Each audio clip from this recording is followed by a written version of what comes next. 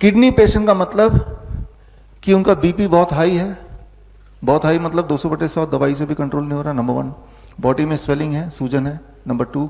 Urine output आधे litre से कम है, नंबर 3। एक्सट्रीम वीकनेस है। एक्सट्रीम वीकनेस क्यों? जब पानी बॉडी में जमा हो जाएगा, हार्ट लंग्स ठीक से काम नहीं करेंगे तो कमजोरी आएगी, नंबर 3। और साथ ही में उल्टी आती है, इचिंग होती है। तो ये 5 चीजें हैं। तो इसका मतलब आप किडनी के पेशेंट हैं। अब क्या करना है? ये time as medicine, food as medicine and 0 volt, ये तो करना ही करना है सभी को। इसके अलावा हॉट वाटर इमर्शन। क्यों? क्योंकि 2 किडनी तो काम नहीं कर रही, तो तीसरा किडनी की सहारा लेना है। तीसरा किडनी कौन सा है? Your skin. जब आप गर्म पानी में बैठते हैं 40 डिग्री सेल्सियस और पानी का प्रेशर दबाव पड़ता है बॉडी के ऊपर, तो आपकी स्किन किडनी के रूप में काम करने लगती है। तो ऐसा करने से क्या एक्सपेक्ट करेंगे आप? जब आप हॉट वाटर इमर्शन करेंगे, कहां तक पानी में डूबा होना चाहिए? मान लो नाभि के 1 इंच ऊपर तक, और 1 घंटा बैठिए। लेकिन कुछ लोगों के सवाल है, अभी मैं लूंगा, कि जब हम बैठते हैं तो नोजिया फील होता है, वीकनेस फील होती है, चक्कर आने लगते हैं। ये सारे आपके कुछ लोगों के एक्सपीरियंसेस हैं, है ना?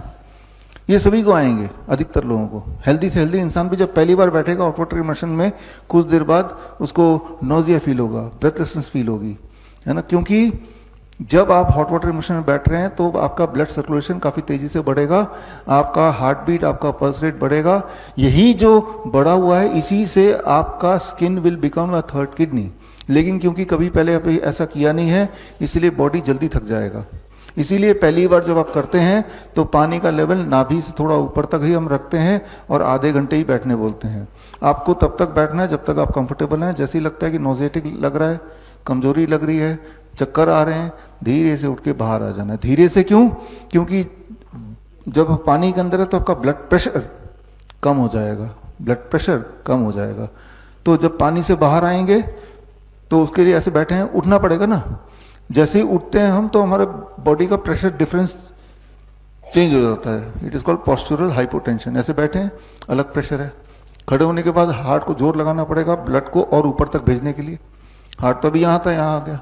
ये जो डिफरेंस है, तो इसमें हो सकता है कि लड़खड़ा जाएं, आप गिर जाएं।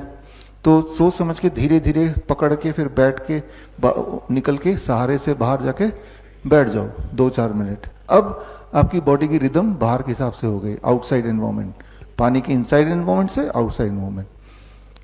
अगले दिन जब आप करेंगे तो आप देखेंगे कि आधे घंटे की जगह 40 मिनट तक आप सस्टेन कर पा रहे हैं। उसके अगले दिन देखेंगे कि और ज्यादा सस्टेन कर पा रहे हैं। तो इस तरह से धीरे धीरे आपकी कैपेसिटी बढ़ेगी। जैसे जब आप जिम में नए नए जाते हैं तो पहले दिन आप उतना कुछ नहीं कर पाते, लेकिन जब रोज करते हैं तो धीरे धीरे स्टेमिना बढ़ती रहती है, हर दिन बढ़ती है ना। तो आपको क्या करना है? आपके सवाल का जवाब है हॉट वाटर इमर्शन। 1 महीने से लेकर 3 महीना लग सकता है, लेकिन एटलीस्ट डायलिसिस जो लोग कराते हैं, डायलिसिस छूट जाती है उनकी, दवाइयाँ छूट जाती हैं, बीपी नॉर्मल होने लगता है, नॉर्मल हो जाता है, स्वेलिंग गायब हो जाती है, यूरिन आउटपुट बढ़ जाता है ना। और ये तीनों चीज होने का मतलब वीकनेस भी चली जाएगी, इचिंग चली जाएगी, वॉमिटिंग चली जाएगी। इचिंग क्यों होती है? जो चीजें पेशाब के रास्ते जाना चाहिए वो तो जा नहीं पा रहा है, तो स्किन के रास्ते बाहर निकलती है। तो ज्यादा निकलेगा टॉक्सिक स्किन के रास्ते, तो स्किन में इचिंग होगी फिर, है ना। तो किडनी के पेशेंट को अलग से क्या करना है? बिसाइड जो आप कर रहे हैं हॉट वाटर इमर्शन करना है। कितनी देर करना है? आइडली 2 घंटे करना है, लेकिन 2 घंटे एक बार में तो नहीं कर सकते। कर लेंगे 10-15 दिन में, धीरे धीरे स्टेमिना बढ़ जाएगा। और जब जैसे स्टेमिना बढ़ेगा, पानी का लेवल भी बढ़ाते जाना है।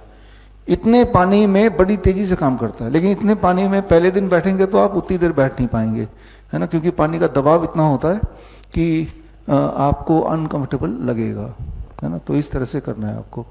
बड़ी से बड़ी बीमारी का आसान से आसान इलाज घर बैठे ही हो सकता है। अधिक जानकारी के लिए कांटेक्ट करें nearest doctor BRC clinic @ home.